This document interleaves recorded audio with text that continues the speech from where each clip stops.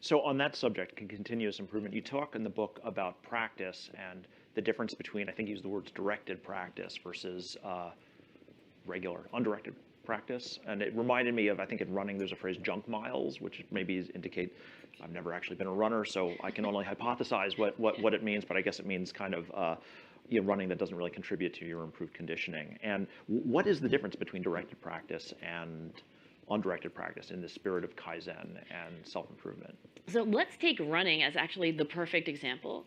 So when I started to try to understand, the science of achievement, right, beyond bumper sticker wisdom, what do we really know as a science about experts and how they got that way?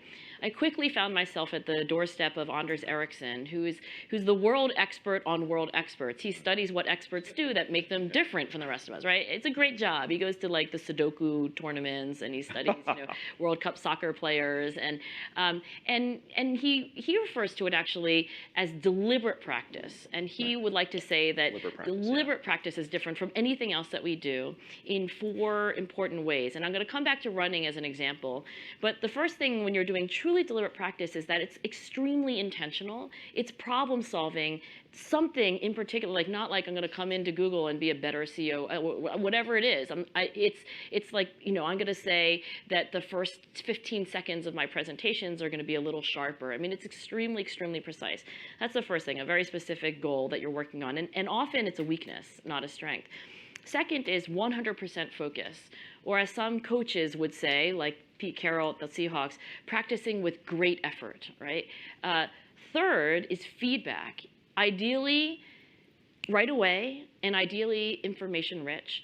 And fourth, the kind of refinement that you reflect on, you try the whole thing over again, right? In fact, these 4 things are incredibly straightforward, and you might wonder why only world-class experts do it. But let's come back to running. So when I heard about this research on deliberate practice, I asked Anders, why is it that I have gone running pretty much every day for years, and I'm not a second faster than I ever was, right? Isn't that evidence that you're wrong, that it's not thousands and thousands of hours of practice? He started asking me questions like, well, when you go out for a run, do you have a goal, like a certain time, right? Or are you trying to run, hills and so? No, I'm taking the same route, every time I go out around my neighborhood. And he said, okay, well, that's great. What do you do when you're running? I was like, well, I listen to NPR and, any other podcast because I'm trying to distract myself. And he said, well, that's interesting because people who are trying to improve their running are actually concentrating on their running and their strides and their breathing. All right. And he said, so how are you getting feedback on your running? I mean, are you keeping your times? Are you measuring your heart rate? Do you have a coach who's looking at your form? No, and no, right?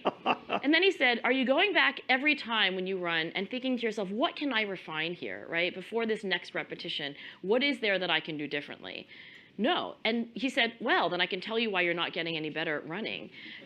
And that is, those thousands of hours are not thousands of hours of deliberate practice. So I think this idea that, we should be getting better at things, we can unpack that a little. It's not just going out and trying hard. It's actually trying hard in those 4 very specific ways.